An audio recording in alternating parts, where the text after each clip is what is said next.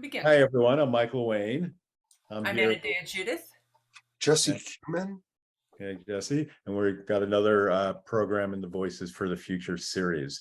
So our guest tonight is Jesse Kumin, who lives in Boulder, Colorado. And Jesse really is, I call you a democracy activist. So Jesse is the founder and executive director of Best Democracy, a nonprofit dedicated to implementing direct democracy, good governance, and proportional representation at all levels of government. I put the bestdemocracy.org web link in the chat box, so there it is. Jesse's work focuses on proportional representation systems, which are designed to represent and include everyone, along with dispersing concentrated power, holding individual elected officials and parties accountable, always reflecting voter intent, facilitating compromise between parties, electing more women and minorities, and producing government bodies closer to the meeting of the public's views. Proportional representation in multi-member districts destroys gerrymandering, the spoiler effect, and what Jesse refers to as a two-party cartel system. So we'll dig into all of that because we really want to learn more, and everyone to learn more and find out what they can do. So, but to start with, Jesse, just how you got here is a long story, but maybe the condensed version, how you could tell us how you became a democracy activist and working on this hybrid proportional representation. Try to be brief. We tried to make an addition to our house, and I ran into the Boulder Planning Department. So it's 1,200 square foot house on a 10,000, close to 300 square foot lot. And what I found out over a period of a couple of years, it took a long time, was that we couldn't build a conforming addition on a conforming lot to a conforming house, and nothing we could do would meet the parameters of the Boulder Planning Department. And so I pushed it up the food chain, and I started working on the city council. Why couldn't we do a conforming addition?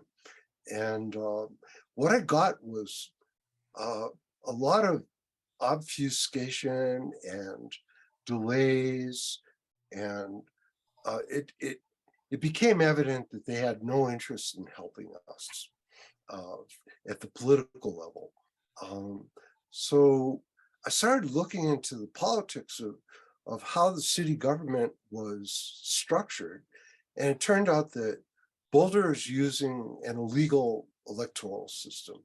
It's called at-large plurality, and it was found illegal in a 2004 Supreme Court decision, Charleston County versus United States. And there was a long history of this particular system being used to discriminate against minorities. So there had been one court case, I think it was 1987, in called Dillard versus Crenshaw County, that they had to change 181 districts in the state of Alabama alone for using this particular system, which was proven to discriminate against minorities. And so I'm asking city councilors, like, why are we using this white supremacist system that has been found illegal? And none of them had any trouble with it. I thought that, that was a problem, and they wouldn't acknowledge it as a problem. And I just was frustrated that we weren't able to get a second bathroom on our house. And that there were so many obstructions to being able to do a conforming addition. And why was all this happening? Well, it turned out that the city government had been controlled by one group called Plan Boulder that had been controlled from 1975. And they had put up all these zoning restrictions, and they were basically not interested in having older houses be redeveloped with additions and modified. So I just started trying to understand what the roots of this problem were. And it turned out it went all the way back to the Constitutional Convention, when you have a very small group of people, most of whom owned slaves, designing a system to exclude people and distort power so that they could control outcomes. So for example, 10 of the first 12 presidents of the United States owned slaves. And they gave themselves extra power in the House of Representatives with the so-called 3/5 compromise. So there were all of these built-in institutionalized distortions that were still on the books after the Civil War. So we never changed any of the institutions after the Civil War that led up to the Civil War. So we have this very inflexible system that's designed to keep a very elite group of people in power. I noticed you had a quote from Madison on your website. Can I read the quote and you comment? Sure. Madison said, "If elections were open to all classes of people, the property of landed proprietors would be insecure. Our government ought to be so constituted as to protect the minority of the opulent against the majority." And it seems to me that those are no longer our values. We want everybody to be included, but we still have the institutions designed to exclude large groups of people and to distort outcomes. So I ran across a friend of mine, Gary Swing, introduced me to proportional representation. And as soon as I learned about it, it became obvious that this is a really good system. And I found out about this one organization in England. They published The Economist magazine. It's called the Economist Intelligence Unit, the EIU, and they produce a survey of 167 governments, and they measure them for democracy. And I found out the United States is a flawed democracy, that we're not a full democracy. And you look around the United States, and most of the elections are predetermined by political system.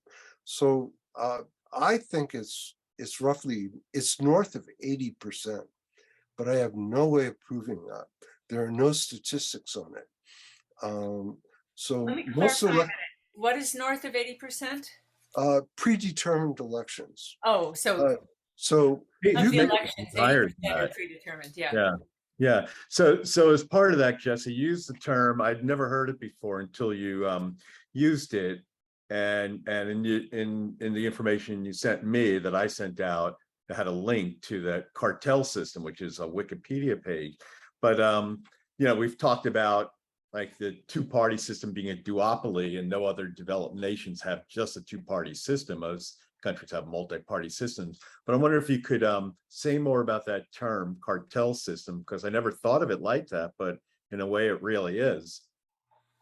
Well, the way Wikipedia defines it, a cartel party system is when the parties that are in the cartel use the apparatus of the state to write rules that exclude competition.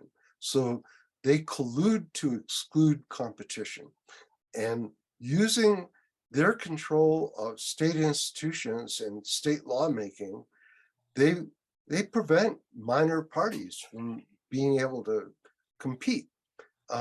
So if you can deny minor parties ballot access, we just had that in Colorado, where the Secretary of State threw six candidates off of the ballot for November because they didn't meet some technicality, and she waited for the day before the deadline. So they had no time to cure their application to get onto the ballot. And she just eliminated 6 people from being on the ballot. So there are basically 4 variables that you can use to predetermine election outcomes before a single vote is cast. You can distort who's in the voter pool. And most people know about this through gerrymandering. That's one way of distorting, but you can also have elections in a non-regular part of the year, like April. They'll have special district elections or primary elections. You have off-year elections in cities, and I don't know about where you live, but we have off-year elections, and only about 35% of the people vote in those elections. So that only homeowners are going to vote in a particular election.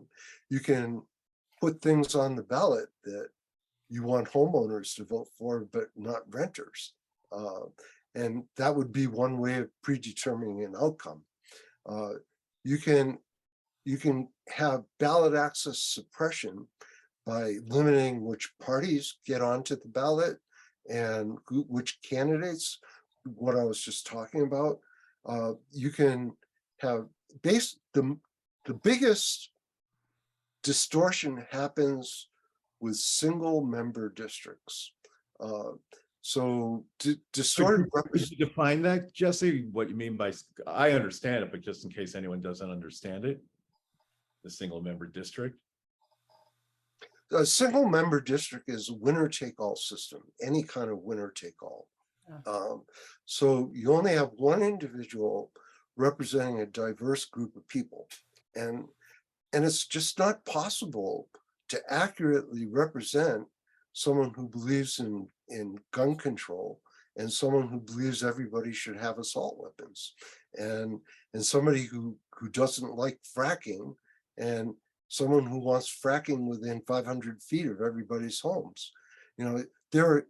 It's not possible to represent someone who believes that women should have the right to choose, and other people who think abortion should be illegal.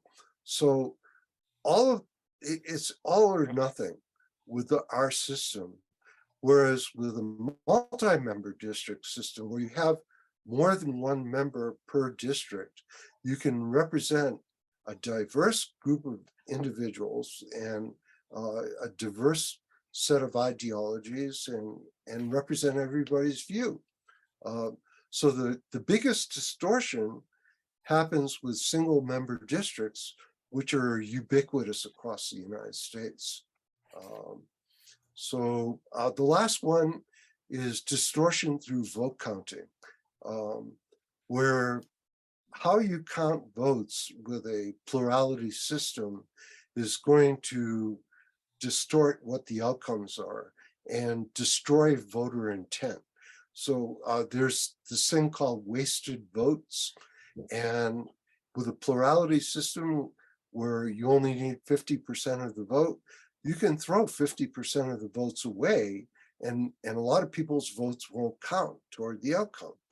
With a multi-member district system, you can design that so that everybody's vote counts toward the final outcome. So proportional systems destroy a lot of these distortions that happen that are institutionalized in the United States. I want to point out 94 countries around the world are using proportional systems, all of which have been adopted over the last 101 years. We're using a system designed in the 18th century by slavers to discriminate against people and exclude people. And there are much better systems available, but we're told from infancy or from when we're children that the United States has the greatest system, and it was very interesting during one of the January 6th hearings. I think it was in June or July, where the House Speaker in Arizona came on, and he was tearful. He was crying that our system was handed down by gods. You know, the James Madison and his crew of people were godlike, and he used that term. You know, that we've got a constitution that's right next to the Bible, and therefore you can't change it.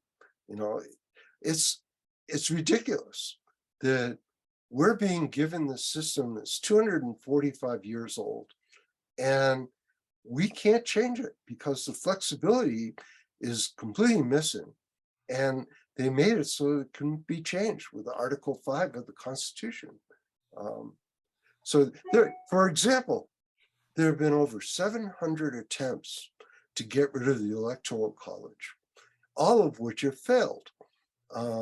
So here's something people recognize: it distorts outcomes, it distorts voter intent. A lot of votes are wasted, and we can't change it because James Madison put Article 5 in the Constitution to keep slavery. Basically, we've got the system that was designed to retain slavery, and nothing got changed after the end of the Civil War. We couldn't resolve problems peacefully. 625,000 people died, and yet we didn't learn anything from that. You know, 625,000 people dying and the destruction that happened in this country, and they didn't learn anything. You know, they didn't make the system more flexible so that we could accommodate change. Oh, Anna, you wanted to ask something? No, I was thinking of a person we had interviewed, Bo Breslin, who was a constitutional scholar, and he talked about how there was an intent to have the Constitution, you know, upgraded or rewritten every generation, but that Thomas Jefferson. Yeah. Thomas Jefferson, every 19 years. Yeah. But we can't do that. Yeah. We can't get the Equal Rights Amendment, which was, when was that passed? 1920 or 21, something like that. And we can't get the Equal Rights Amendment passed. Yeah. They set ridiculously high barriers and thresholds for passage, and it makes the system inflexible. And in the meantime, the rest of the world is moving on. We've got a lot of issues we have to deal with. We can't deal with climate change. We can't deal with gun control. We can't deal with women's rights. We can't deal with all the social equity issues because the system is designed to prevent change. So we need to redesign the system. Systemic problems need systemic solutions. Yeah. So let's talk about your ideas on proportional representation, hybrid proportional representation, And what you are doing, you are trying to influence the system yourself, whether I think in Colorado, I don't know if nationally, but let's talk about, let's get right down into the weeds with all this. So the barriers to making change at the national level are so steep and so great. And the Senate is so dysfunctional as far as getting anything accomplished. That you can't really try to do anything at the national level.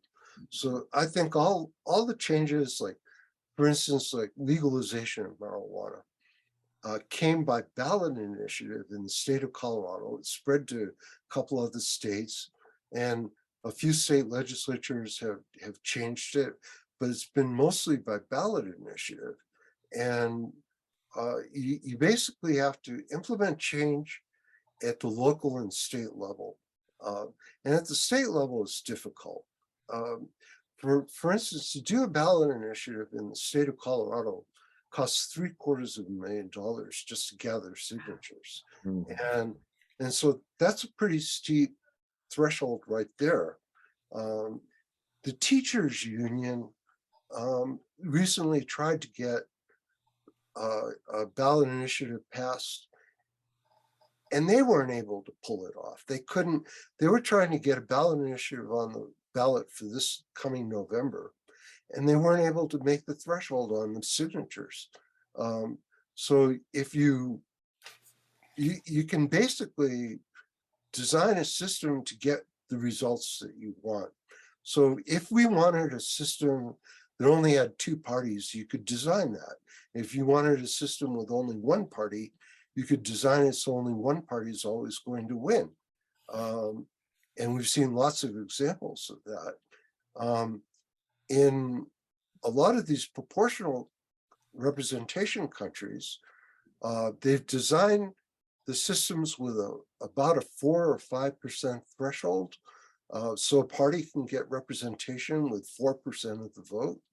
And as a result of that, you have a lot more parties.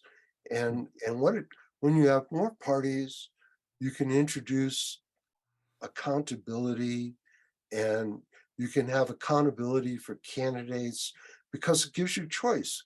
If you find that your representative or who you voted for last time doesn't really represent you, or your party that you voted for doesn't really represent you, there are more parties on the ballot, and you can vote for different parties.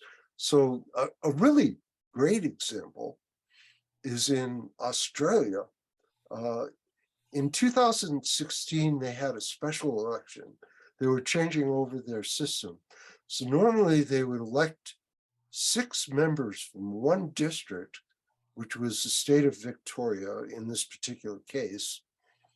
And Victoria had twice as many that particular election because they were changing out systems.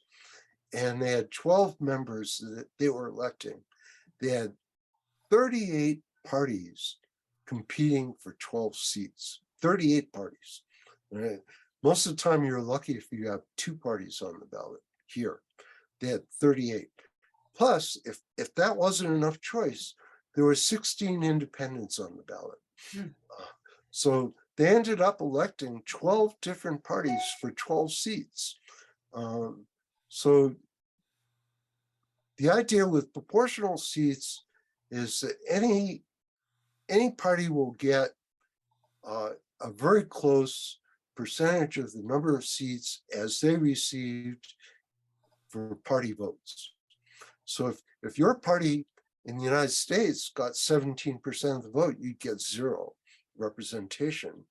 But if you're in a proportional system, and the party you voted for got 17% of the seats or vote, they would get roughly 17% of the seats. And what that does is it brings in accountability, which we don't have right now. We're not set up for accountability. It's not baked into the system. So I think We're Uh, seeing it in spades with Donald Trump and all the things and trying to hold him accountable. How that's failing. that's right. System doesn't work. And so one of the things that drives me nuts is they won't even acknowledge that the system doesn't work. Yeah. They and this was something they did during Jim Crow. Um, if if if they wouldn't acknowledge that Jim Crow was a problem, then they didn't have to fix it. So that was their attitude in the South. So you had to go over their heads, and they did that with the civil rights legislation and the Civil Rights Act of '64 and the Voting Rights Act of '65, because they weren't able to change it at the state level. Um, they wouldn't acknowledge that the problem exists. And if the problem doesn't exist, you don't need to fix it. So I'm finding, for instance, in the state of Colorado, and I'm pretty sure this is true across the country. So I'll use Colorado as an example, but it's just representative.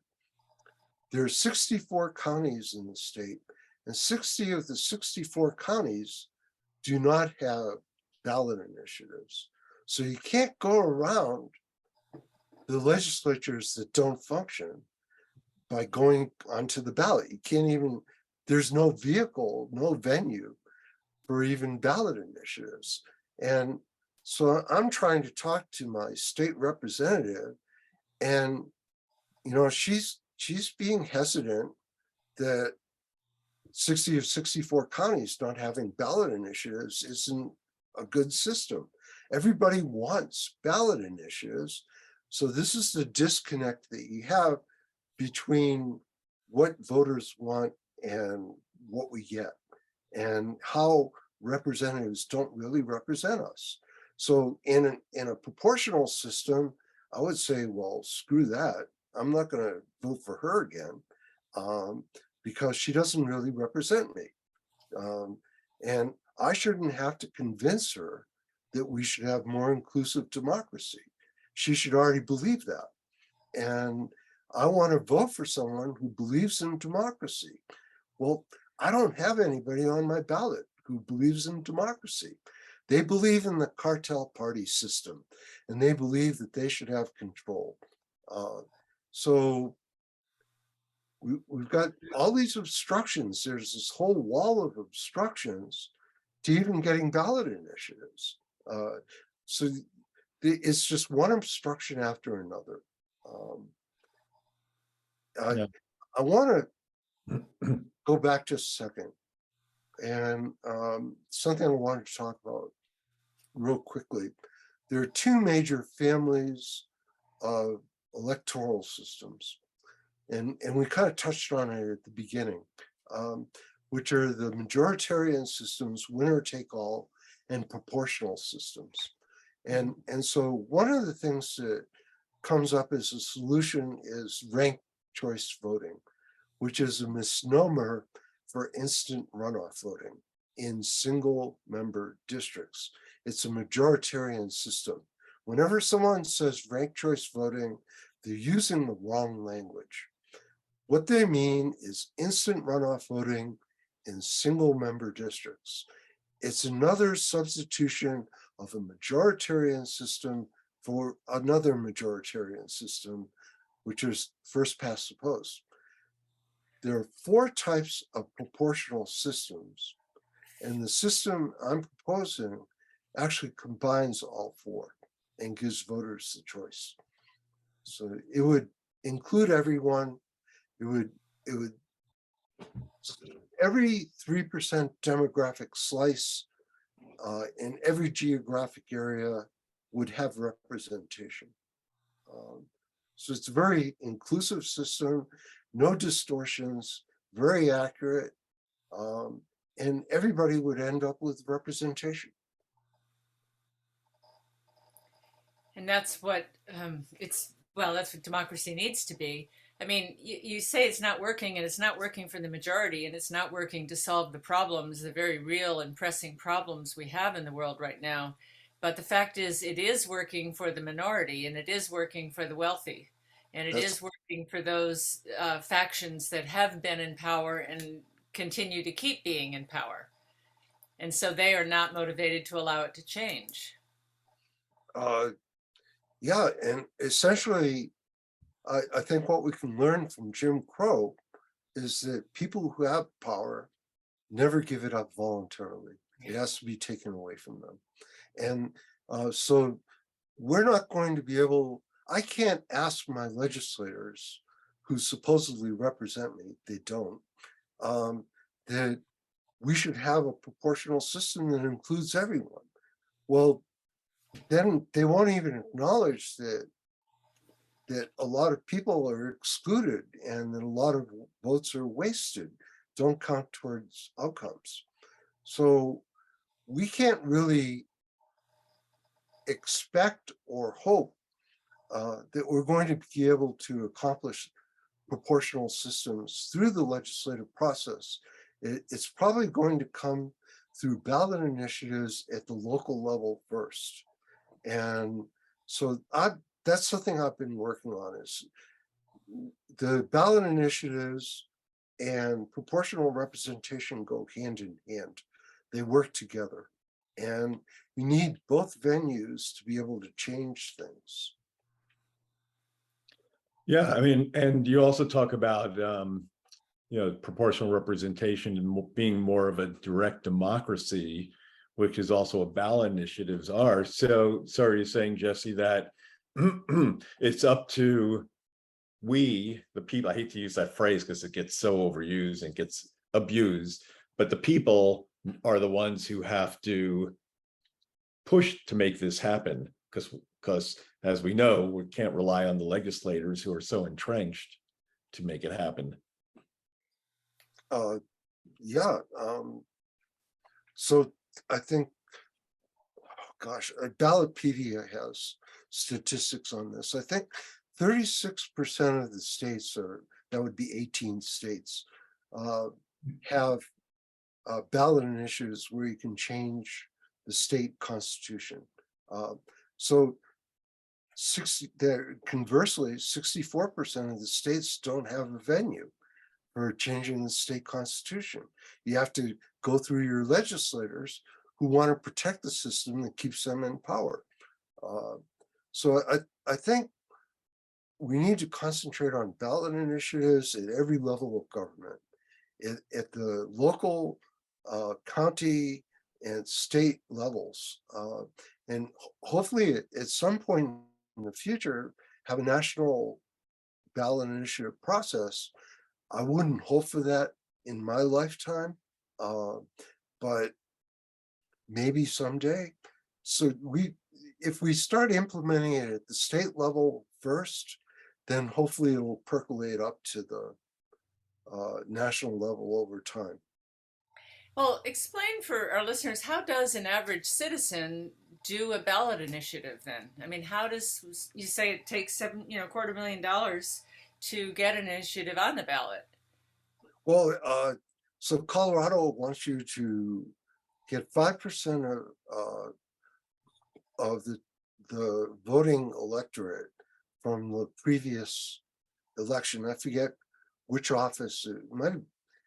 It could even be the Secretary of State's office. I'm not sure.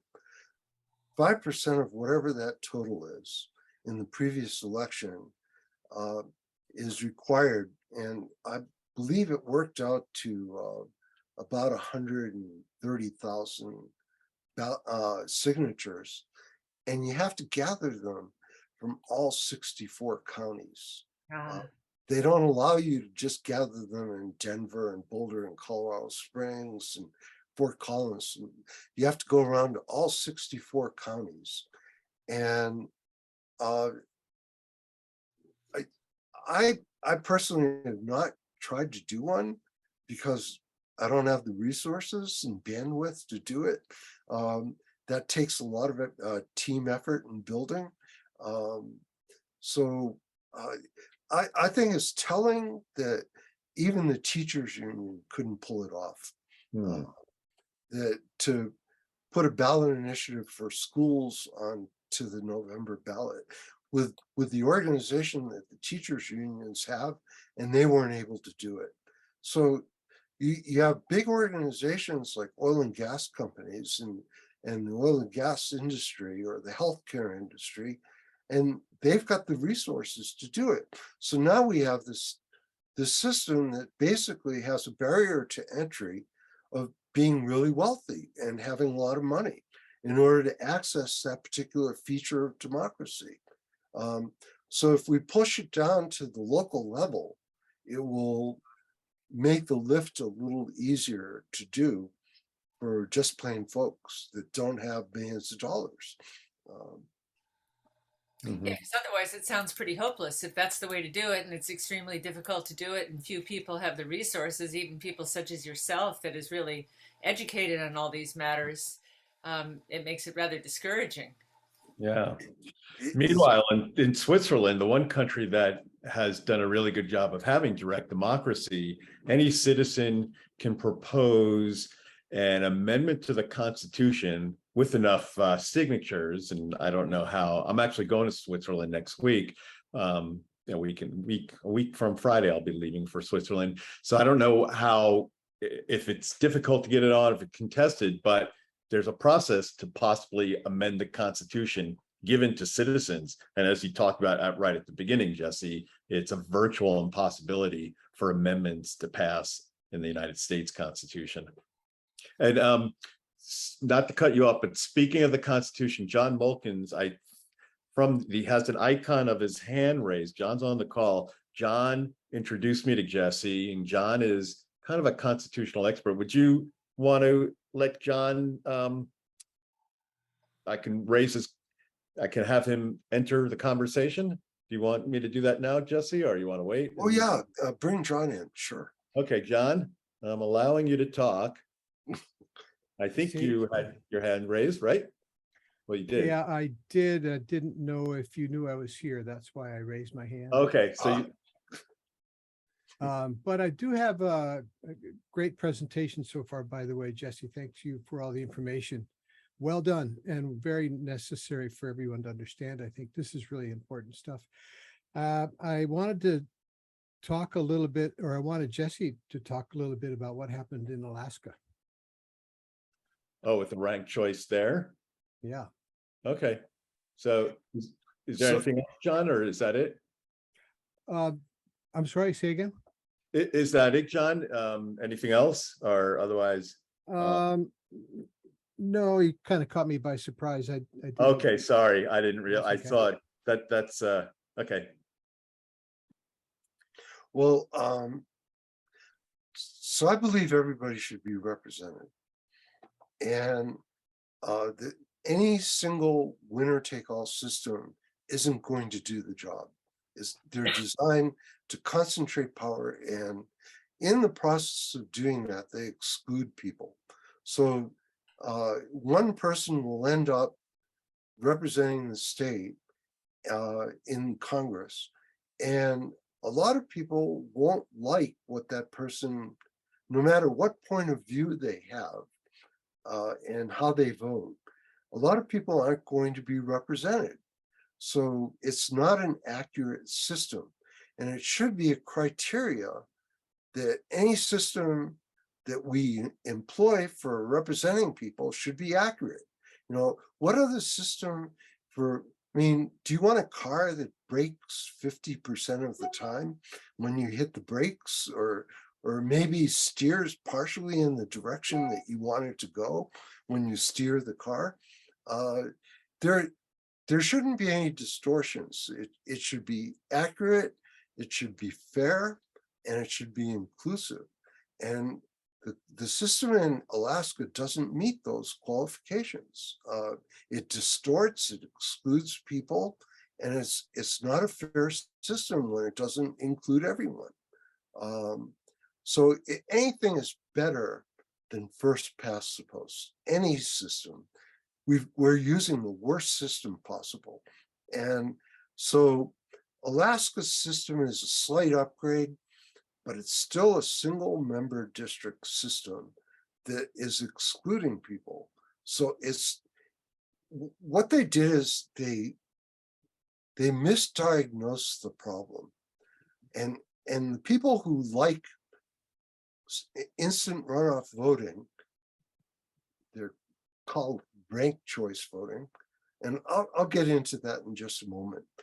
But these people who use instant runoff voting as a solution don't understand that they're not really solving the problem. They're solving the spoiler effect. That's the only thing that instant runoff voting solves. They're not solving the fact that you're not representing a diverse group of people, that you're wasting a lot of votes, that you're distorting outcomes by the pluralities or any single member district system. So because they misdiagnose the problem as being the spoiler effect, and they don't understand the problem is that a lot of people's votes are wasted, people aren't being represented accurately, the system's not fair, then they came up with a solution that didn't solve the real problem. It only solved the spoiler effect. And then they think that that's an improvement. Yeah, it's a little bit of an improvement, but you're still throwing out 50% of the votes. You know, how's that a really big improvement when you could have designed a system that would have included everybody? What's up with that? Yeah. So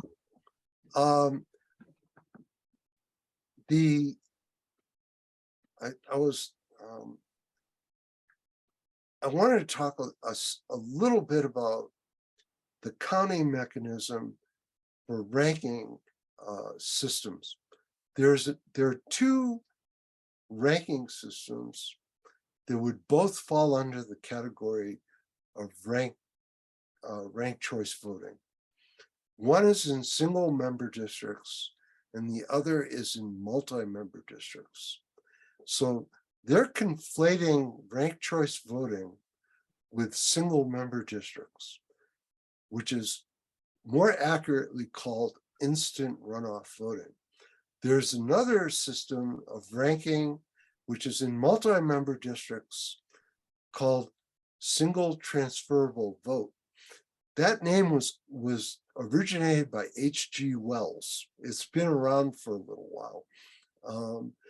Australia uses it in their Senate, and Ireland uses it to elect their national government. And it's used in the city of Cambridge, Massachusetts. It's the only place in the United States that uses it.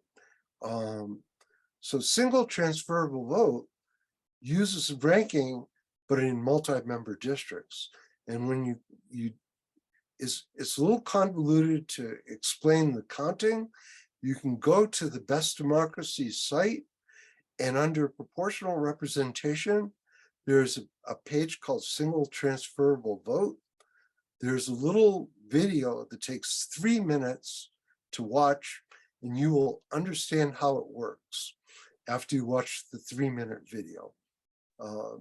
So rather than confuse people, I think look at the video, 3 minutes, and you'll understand this is a good system and includes everyone. That's the system that elected 12 different parties in Australia in 2016 in one district, the state of Victoria. Do you think, you mentioned 94 countries, Jesse, have proportional representation. Do you think a lot of those countries possibly looked at the United States to say, this is not the system we want? Oh, that's happened multiple times, yeah. Nobody has adopted our system. Everybody takes a look at it and thinks it's garbage, and except us.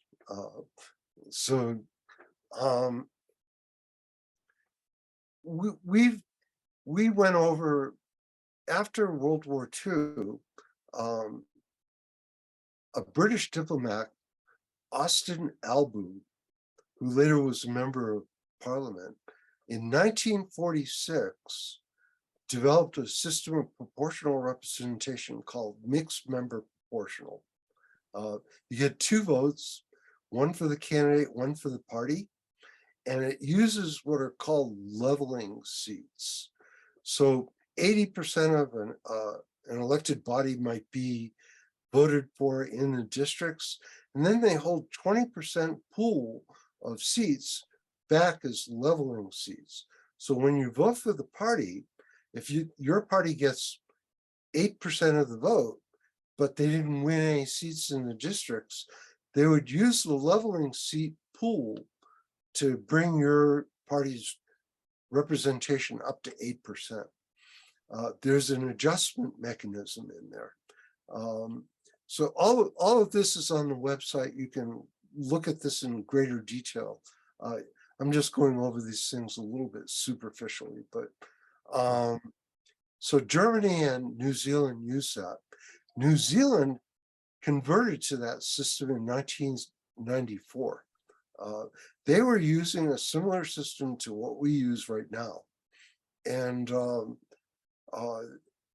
as far as proportional countries, there are 38 countries in the OECD, the Organization of Economically Developed Countries, I think something like that. All of our peer groups and peer countries in Western Europe and Mexico, Japan, Australia, all of the major democracies, and 34 out of 38 use proportional systems. So it's the mainstream system outside of the US. And we're holding on to this system that really is a horrible system. And no one in their right minds would design a system to distort outcomes and exclude people now. I don't think. But you know, maybe there are people who would want to do that.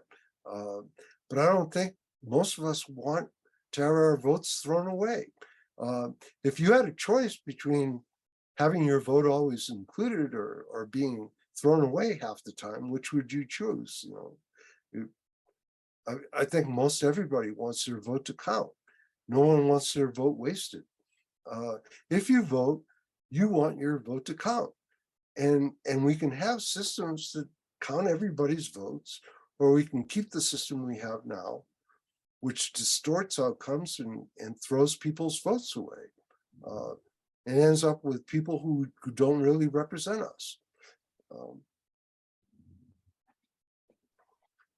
Go figure. You're muted, Anadea. Oh. When you read the news today and you watch what's happening with gerrymandering and voter suppression and false electors and all the things, so many people are saying democracy is on life support, and that thread that it's hanging by could snap. And do you see that as something that could lead to a new system? Or what do you think that's a possibility, that the democracy we have or think we have could snap? And if so, what would happen? I can't predict that. It's what it will do, I think, is a lot of people have trouble seeing issues coming at them, So some of us know if you see trouble walking down the street toward you, you might cross the street and avoid it, right? If you see climate change is going to raise sea levels, that you might want to address that issue. If you see gun violence increasing, you might want to address that issue. But we don't seem to take hints in this country, and so we can't acknowledge problems and deal with them and say, here's this problem that's on the horizon. Let's define what the problem is. Try to figure out why it's a problem. Why does this problem persist? Why can't we fix it? What are the best remedies for it? How do we implement those remedies? Well, our system is set up so even if we know these remedies, like proportional systems work really well in the rest of the world, all 10 of the top 10 countries on the EIU Democracy Index all use proportional systems, all 10 of them. We're number 26 in a flawed democracy. Well, if we were paying attention, we'd say, our democracy isn't functioning well. What's wrong with it? And we'd start looking at it. We'd look around. This is the process I used. You know, why can't I have representation in the city of Boulder? Well, it was the electoral system that excluded me institutionally, and people knew about it, that it distorted outcomes and excluded people, and the people who were in control were fine with that. They didn't want change. They didn't want people included. And actually it was adopted in 1947, right after World War II. There was a Red Scare, and we had single transferable vote in Boulder from 1917 to 1947. And there were systems in, I think, 24 cities around the United States, and they were attacked because they were too inclusive and they did work well. So they wanted systems that would discriminate against minorities, and because they were more interested in control than they were in democracy. And that's the problem with the cartel party system. They just want control. They don't want democracy. They want to be able to predetermine outcomes so that they win every time. And that's what Trump's doing. He's doing it in a more obvious way, and without any subtlety at all. And the Democrats do the same thing with the same objective, which is to control outcomes. They just think that they can control outcomes, but they don't want any real competition. So I'm finding that my Democratic representatives they'll pay lip service to diversity, inclusion, and equity. And that's part of their party platform. But they don't do anything to actualize it. There's nothing that they do to actually implement the institutions that would bring us those kinds of results. And those tools are all out there. You can find them. They just don't want to use them. Yeah. So Jesse, a way to bring in proportional representative and help make democracy more inclusive in the United States, would you say the ability are the expansion of the House, adding more members to the House, and possibly a triple perhaps, and abolishing the Senate? I know you've put abolishing the Senate on your website, and the idea of expanding the size of the House has been bandied around by many people. So do you think those are two things that can help proportional representation? Anytime you increase the size of a legislative body, you automatically, just by increasing the size, allow for greater diversity of representation. So coming back to Colorado, sorry I do this, but the counties, all the counties in the state of Colorado, with the exception of 4 counties that are home rule counties, all have 3 to 5 county commissioners, and almost all of them are from one party. So you might have a county like El Paso County, where Colorado Springs is, or Denver County, where you have, say, 700,000 people in Denver County. They have 13 members in their city council county government. It's a joined county and city. And they have 13 members using single member districts and 2 at-large, 11 single member districts and 2 at-large districts.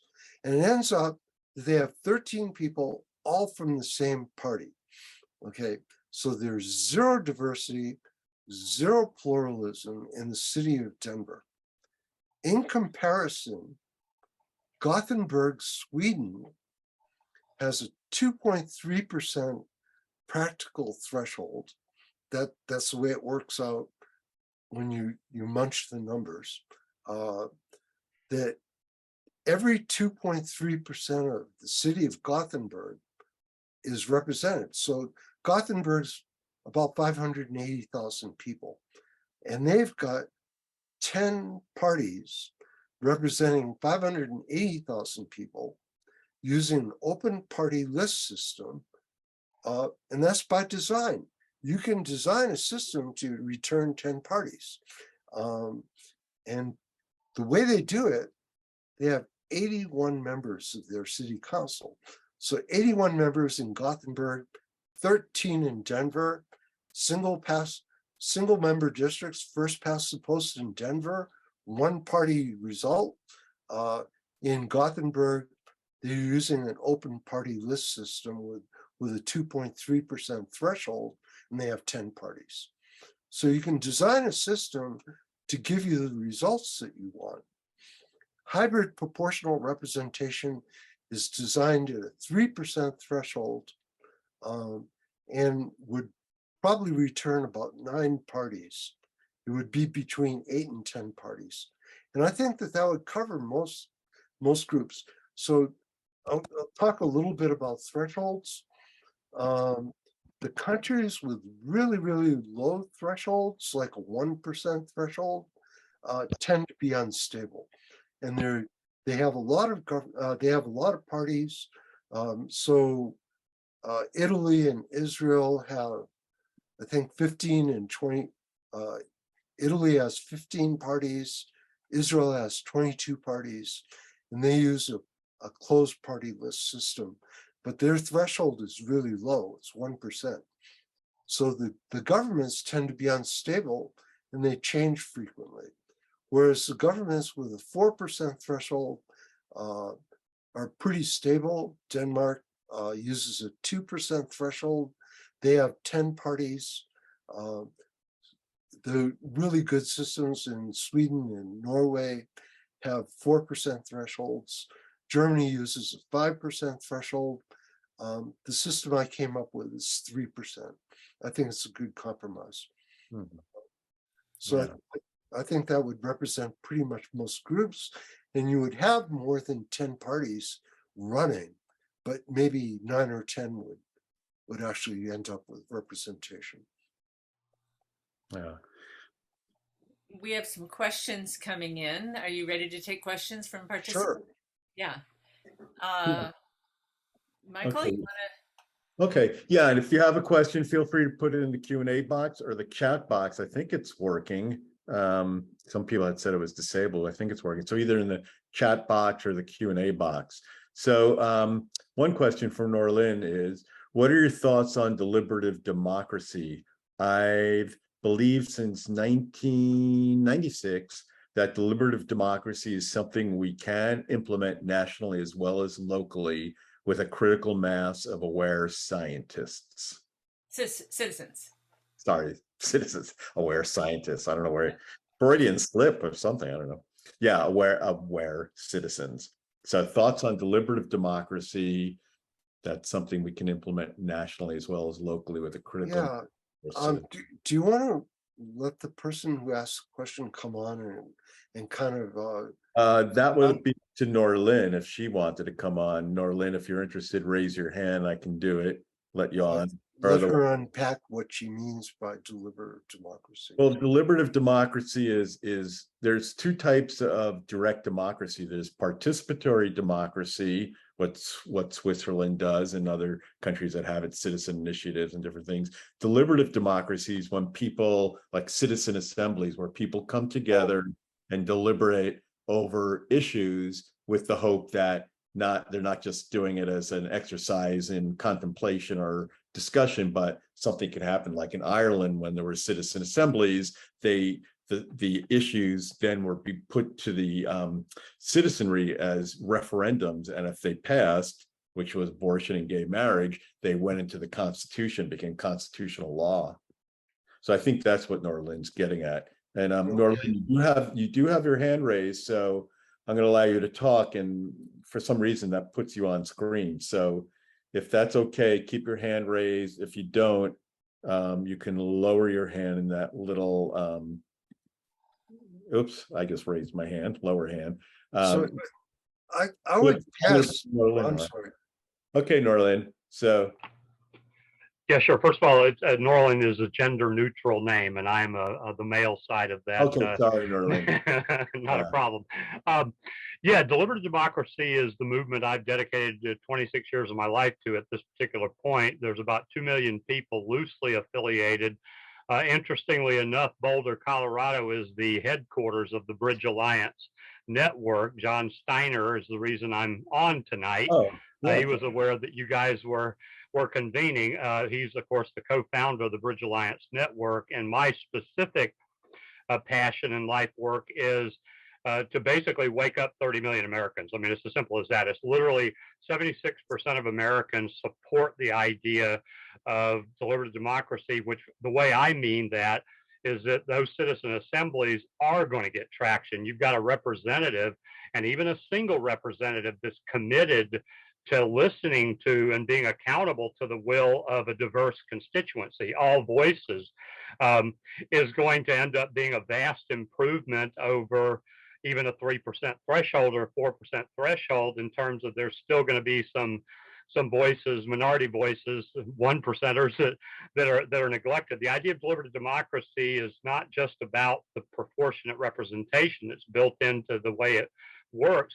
There's also a collective wisdom aspect of that, the collective wisdom that comes from that diversity is just vastly better than any single individual or any two individuals is going to come up with to solve the various complicated and complex problems that like affordable housing, 6.8 million deficit of affordable housing units in this country, the NIMBY problem, but it's all adversarial when we deal with it currently. The two-party system is the most anti-democratic possible form of a so-called democracy, as you rightly point out. But deliberative democracy really does solve it at a deep level, and that engagement at the citizenry level of asking them for their opinions is just a game changer, because it's the thing that's going to, I'm no longer requiring just a distant representation of my viewpoint. I'm saying my voice, my actual voice, is going to be in that conversation. So and there's a whole literature on it. There's a good Wikipedia article on it, and I'd be happy. I reached out to you. You and I are friends already, Jesse, on Facebook, but I reached out to you on LinkedIn. I've got a good article out there as well. Very good. So I guess this is a little bit, it's related. All right, I would say maybe 10 or 15% of the country actually pays attention, and a lot of people are just more interested in football games. So you're not going to get a lot of people involved in this. One of the things that's disturbing that's not being addressed is 21% of the Americans are illiterate. And 54% of Americans read at 6th grade level and below. Well, maybe they should be represented as well as everybody else, but they're not. They're generally not engaged. So how do you engage people in governance when they're not really interested, and there's oftentimes no incentive for them to be engaged? What you're talking about is giving people a venue to be engaged, which is good. They've been pushing the idea of citizens' assemblies up in Canada as a means of adopting proportional representation. And it would basically be the idea of, it's another way of getting things onto the ballot for people to vote on and say, yes, we want this particular venue, that we could use that as a way to affect laws. I've got another approach to that. And I call them good governance boards. So back in the 19th century, they were developing railroads, and there were some disasters where trains went off the tracks and a lot of people died. So they adopted a system of rail inspectors who would go out and inspect the tracks, and they would inspect the mechanical systems on the trains, make sure the brakes are working. And so they had a dedicated quality control system to make sure that there were no disasters. We don't have that for government. We don't have Obviously. there are no rail inspectors of government. So you have no data on pluralism. You know, how many races in the state of Michigan were uncontested? Or how many races in the state of Alabama were uncontested? Or in Georgia, in 2016, 83% of the races were uncontested in the state of Georgia. Okay, there's no central place where we can find out how pluralism is working. Is every community being served? So I'm suggesting that we have, along with proportional representation and direct democracy, ballot initiatives, that we also have universal good governance boards where we're monitoring how government works. Are government contracts being given out fairly? Is the work being contracted for being done? Is there any waste in that? Are all communities being served? Is everybody represented? Does everybody have health care? Who's being killed by gun violence? Well, all of that should be measured for. And if we know and we can define what the problems are, then we can address them. But if we don't know what the problems are, we can't, they can say, oh, that's not a problem. Well, pluralism isn't important in the state of Colorado or the state of Florida, or if you know, you have 60% of the vote, but 90% of the seats in Hawaii or some place like that, no one's addressing any of these issues because we don't measure for any of them. We don't have rail inspectors of democracy. So I'm suggesting these good governance boards would actually become like a clearinghouse for defining what the issues are, give them the ability to put ballot initiatives onto the ballot and bypass the legislatures and not force people to go through ballot initiatives, which are difficult. We need a way to bring flexibility into the system. And I think good governance boards would do that. And it would. I have another question too. Yeah. I'm sorry. Go ahead and finish, but we want to get another question in. Okay, so there are eight criteria of good governance, and you could measure for all 8 of those: equity and inclusion, the social justice issues, all the different issues of how government falls down. Are the police discriminating against people?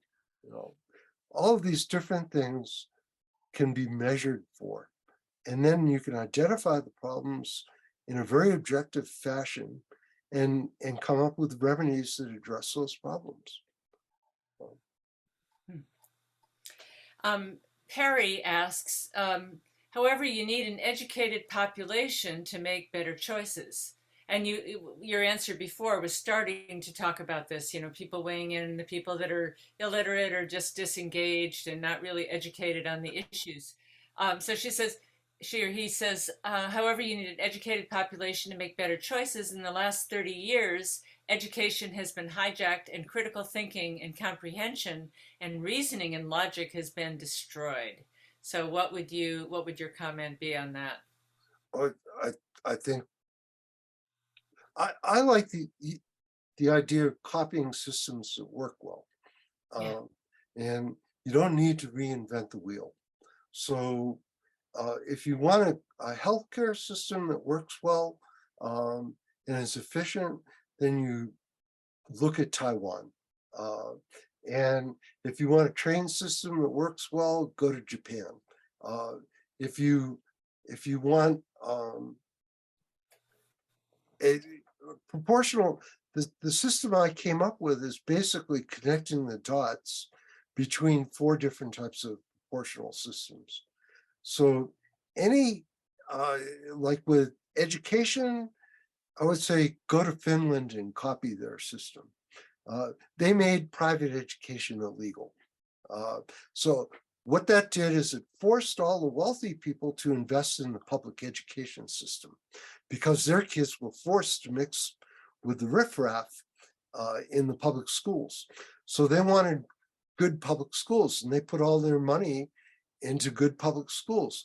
And they have and they pay their teachers really well. So you can attract the best, most talented people into the teaching profession to educate the next generation. So I would, my feeling is look at the best system for whatever the issue is, and you cherry pick the best ideas from that system. Back when Barbara Marx Hubbard was running for vice president, was that in the 70s? I forget what year. But what she had proposed was, it was 84? I believe so. Yeah. What she proposed was a peace room that would study what's working and then learn how to replicate it. So she had proposed exactly that. Of course, it never happened, but it you know, when you say that, it's like a no-brainer. Well, of course, you know, we want to replicate what's working and study that and implement that. Right. Yeah. And it's going to be a big Michael Moore's documentary film, Where to Invade Next, used that as a premise. He went to, I don't know if either of you saw it or people listening, but he went to different countries, looked at like Finland's education system, the work-life balance in Italy, the school lunch in France, and so on. And he said, this is what we want to bring back to America. So yeah, it was kind of the same premise. Yeah, well, that's what when I learned about proportional systems, I started looking around and who's using what and what works and what doesn't work. And that's why I'm rejecting the system used in Italy and Israel. They use a closed party list with a low threshold. And I like the open party list and single transferable vote and mixed member proportional. All of those are choices that you can accomplish with 2 votes, one for the candidate, one for the party.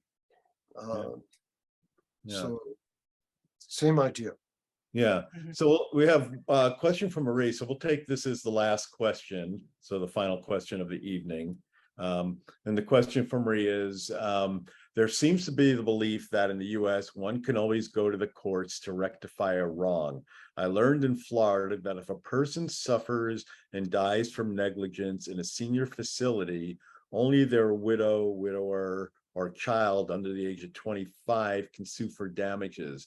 So this means that most elderly people in Florida and the people who care for them have no recourse to hold these places accountable for negligence.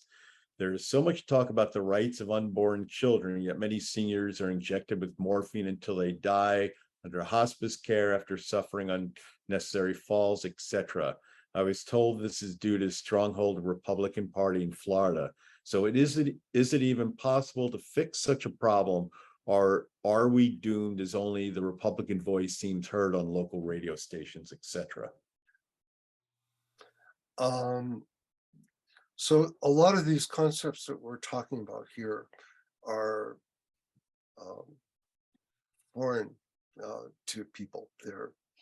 They're not something they've heard about before, and it's difficult to penetrate the news media. You'll never hear the words proportional representation on MSNBC or CNN. Everything is framed inside of the Cartel Party system. So we need to prototype systems that are really good. And maybe this is a bad assumption on my part, but my feeling is if we, and maybe Colorado is not the best state to do it. There are other states that might have fewer hurdles to get implementation. We need to implement some systems and then be able to point to them as tangible examples of systems that work well in the United States. We already know they work well outside the United States. People don't seem to accept that anything outside of the United States may be better than what we have. Yeah. So there's this whole myth of American exceptionalism that is actually another hurdle. We have to, first you have to be able to understand that there's room for improvement and that the system that we have is flawed and we can do better. Then we need to implement something tangible that we can point to inside the US. And that will provide the prototype for being able to roll out the concept to other places like Florida. I don't expect Florida to be an early adopter.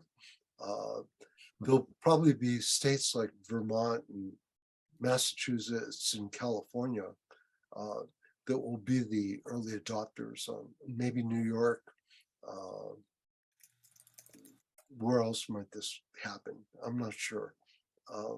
But we need to start implementing it locally. And then we can say, well, here's a system. So just like you asked about Alaska, that becomes an example of a new system, and people are starting to talk about that. And if we start implementing proportional systems, they'll talk even more about it, because it's a much, I just used the word, I started to use the word radical. It's not a radical system. It's radical inside the US, but it's mainstream outside the US. Mm-hmm. We're just laggards. We're the late adopters and laggards on the system. Everybody else has moved on. And we got a news blackout on it. And they don't teach it in our educational system that most of the rest of the world is using this. And so we have to introduce it. There's a lot of education involved. Yeah, you're absolutely right, Jesse. So if people want to learn more, they can go to bestdemocracy.org, right? And you're look for the page on hybrid proportional representation. Yeah. And I put the link in the chat box, so hopefully that's working. You can just click on that link or just simply go to bestdemocracy.org.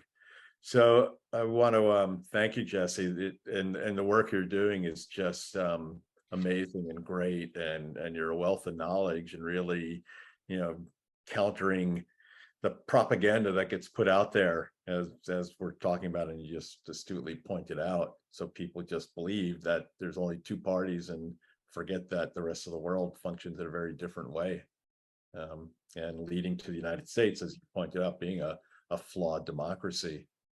So keep up, please keep on keeping on being with your work, Jesse, and all of us at the same time. So I hope people are inspired to also be democracy activists at this. My presentation is on the website, and it's a pretty long presentation. It takes about 3/4 of an hour to an hour to read. You get a pretty good understanding of how the system works, so you can get a little bit more detail than what we had in this conversation. It goes into some of the tangential areas on it. Gives a lot of examples. I've been designing hybrid systems for different states, and I've got, I think, 26 systems designed for different states, plus county government and a few national governments. It's a formula. It's not hard. It's you just take the population and you put the formula on that population, and you can represent everyone. So I would, almost everybody I ask this question to, would you rather be included or would you rather be excluded from representation? Everybody would rather be included. Well, we can have that. We just have to work toward it. Yeah. I think everybody wants to be included. The question is, do they want everybody else to be included? Yeah, that, yeah, people want control and That's they don't right. know how to share power. Yeah. I don't know how you address that. Yeah. Yeah. Well, More thank you, education. Jesse. This has been very informative and thought promoting, and I wish you the best of luck in implementing new systems. Yeah. Thank you, and it's through efforts like this that more people learn about it. Yeah. Yeah. Thank you. Good. So I hope everyone's been inspired, and we'll all save democracy together. So, yeah. Next time we have amazing guest Elizabeth Satoris. She'll be on October 6th, evolutionary biologist, and she has a lot of things to say. I've admired her for a long time and looking forward to that. So that will be our next Voices for the Future. And stay tuned. Okay. Have a good evening, everyone. Jesse, take good care. Thank you, Thank you Jesse. for having me on your program. Totally. Thank you again, Michael. Yeah. Good night, everyone.